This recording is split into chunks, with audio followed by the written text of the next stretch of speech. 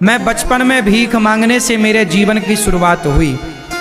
जैसे ये बड़ा गांव है, ये बड़ा गांव तो बड़ा है, नाम ही इसका बड़ा है। मैं तो एक छोटे से गांव से हूँ। मेरा जन्म भी मध्य प्रदेश का है, जबलपुर जिला रियोंझा गांव। एक छोटे से गांव का हूँ मैं बचपन में भीख मांगने जाता था गांव में, सबके घर भिक्षाम देही भिक्षाम देही। गांव के लोग मुझे, गांव की महिलाएं सूपे में सीधा लगा कर देती थी।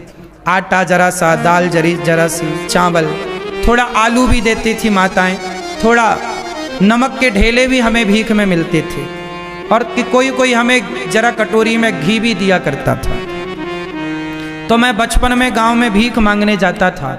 जब भीख मांग के आता था, जब वो आटा देता था माँ को, दाल देता था, तब हमारी माँ भोजन बनाती थी, और भोजन बनाए और फिर हम लोग उसका भोग लगाएं भगवान के मंदिर में, और फिर हम लोग खाते थे। मैं खुद भीख मांगने जाता था गांव में। मेरी शुरुआत तो यहाँ से, जब मैंने होश संभाला ना, तब मेरे कंधे में 3 झोला टांग देती थी माँ। 3 झोला मतलब एक आटा का, एक दाल का, एक चावल का। तीनों झोली में आटा चावल दाल मांग के गांव से ले आया करता था। माँ बनाया करती थी, खाया करता था। मेरे पास ना कपड़े, मेरी मौसी आती थी साल में एक बार, हफ्ते भर के लिए। तो मेरी मौसी, मेरा एक भाई है, मौसी का लड़का, वो शहर में रहता था। तो वो जीन्स शहर के लोग पहनते थे, हम गांव के थे, शुद्ध गांव के, तो जीन्स हमारे यहाँ नहीं था। तो मेरी मौसी जब आती थी तो वो कभी कभी भाई के कपड़े उतारे हुए जो वो रिजेक्ट कर देता था, तो वो ले आया करती थी।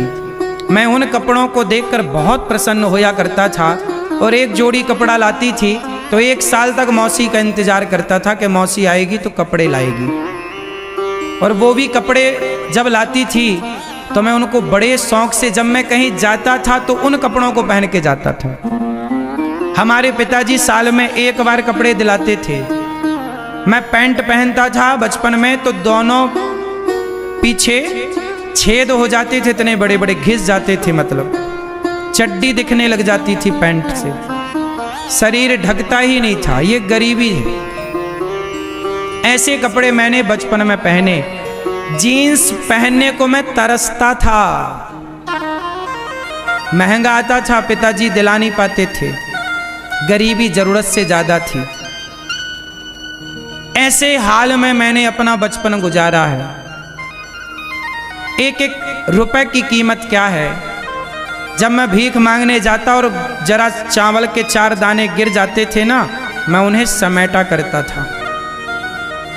4 दाने की कीमत क्या है, मेरे से बेहतर शायद आप भी ना जानो। गरीबी सब कुछ कराती है साहब। देने वाले किसी को गरीबी ना दे, जान ले ले मगर बदनसीबी ना दे। ऐसी गरीबी में हमारे पिताजी मंदिर में एक पुजारी थे।